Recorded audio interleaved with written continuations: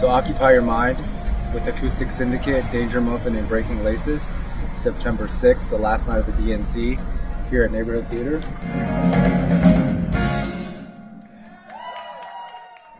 My idea, Cameron, was to help put together an event that people could come to in a relaxed, fun atmosphere and communicate, enjoy some really good music, and have a good time outside of the pressures that exist down in the center city with all the security forces and all that, so that people could feel more relaxed and have a freer exchange of ideas. The whole thing about Occupy Your Mind was to try to flush all the crap out of your head that's put in there by the propaganda of the political parties, TV commercials, the advertising, and so clear things out a little bit so you might be able to judge what's going on, so that maybe the truth will get out there somehow.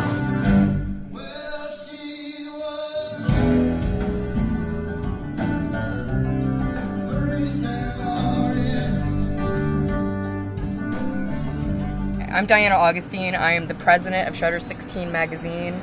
I'm also the artist management and one of the head photographers. We are a locally grown magazine for the music scene. Our motto is 50-50. We do 50% local, 50% national. We're working with Fillmore. We're here at the Neighborhood Theater tonight. We're working with all of the venues to get everyone together as a community. We're a group of 40 photojournalists, writers, designers, that basically have the love for the music to the point that we can't do anything else with our lives. It's an addiction, but it's also something that we feel so strongly for that we literally work 80 hours a week just to bring you what you want to hear and what you want to see.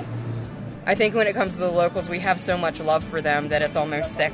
They might get restraining orders.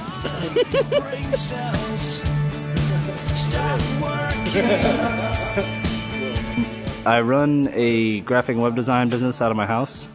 And I design stuff for all kinds of people, different size companies, from startups to larger companies. What I love to do is the clothing line that I do. It's called Nothing, and it's basically a complete creative outlet for me.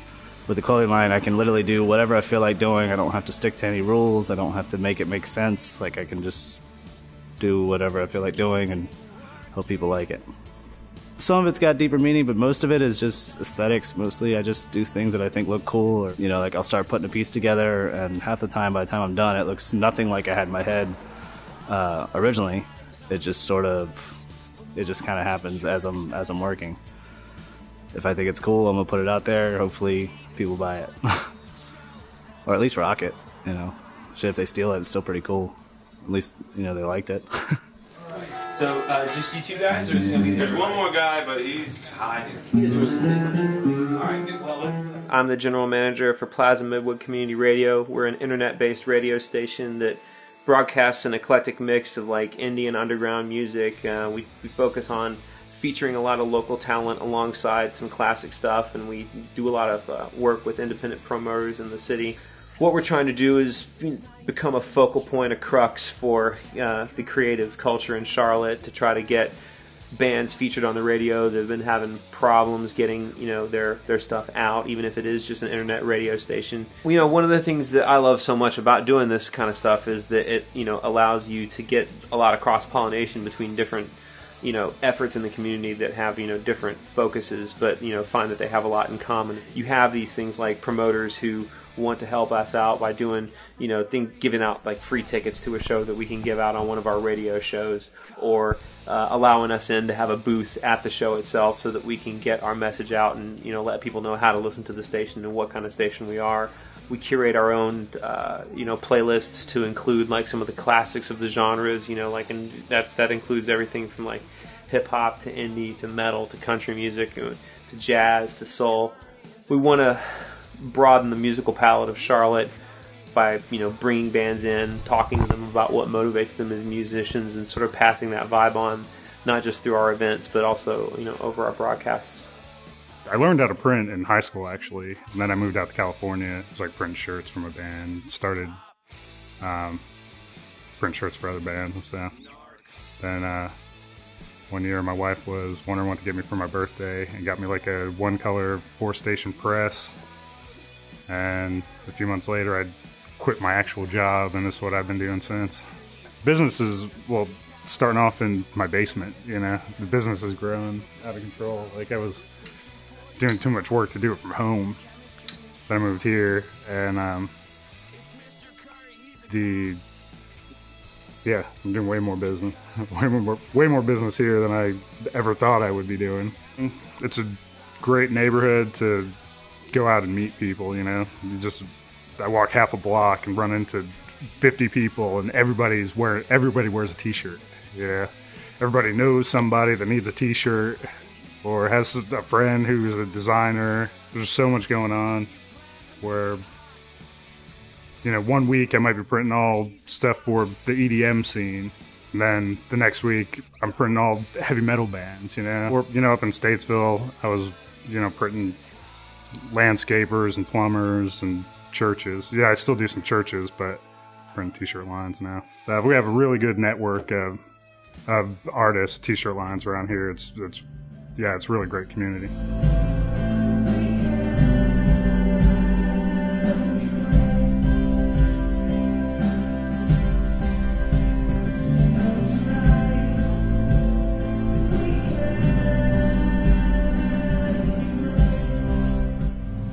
Jaworski, and the organization that I founded is called Serve Charlotte's Homeless.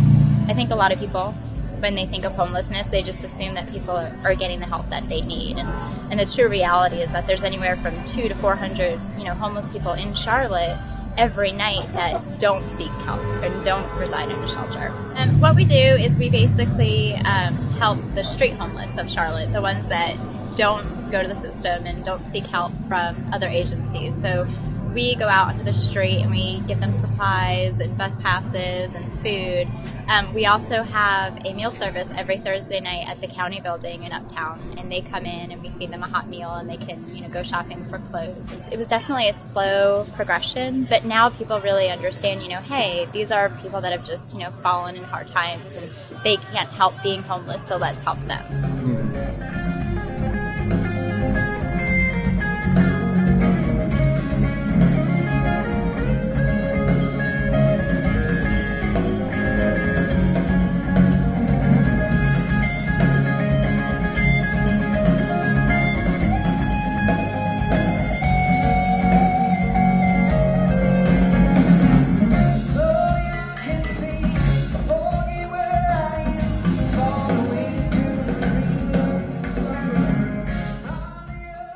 What I came up with is a company called Culture. The part of Culture that's most important is being able to bring corporate business to independent business owners that do web design, graphic design, social media management, marketing, advertising independently for a lower cost that helps support individual owners of company rather than corporations.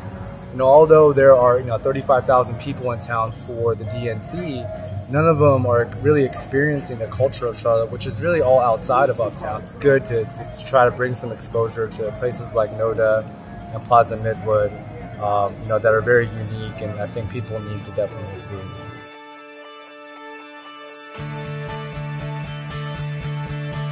When your tide isn't turning